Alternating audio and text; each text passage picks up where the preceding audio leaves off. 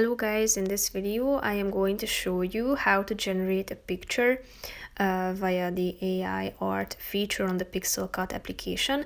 But first I just want to mention, don't forget to subscribe to my channel because at 10,000 subscribers I am going to show you my whole YouTube revenue statistics and growth strategy, how to make money online. Now let's jump into it. First of all, open the application on your phone.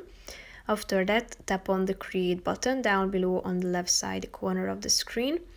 Then click on the All button in the middle of the screen on the right side. Scroll down until you find the AI art section and tap on it.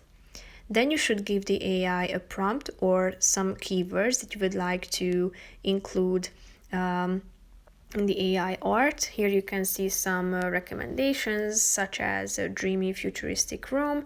So tap on it. You can also select the style and then click on the generate button, and in a few seconds you will be able to check out the created art. So here you can see it. If you would like to, you can regenerate it by tapping on the regenerate button down below. So you can change the style as well and add new keywords if you would like to.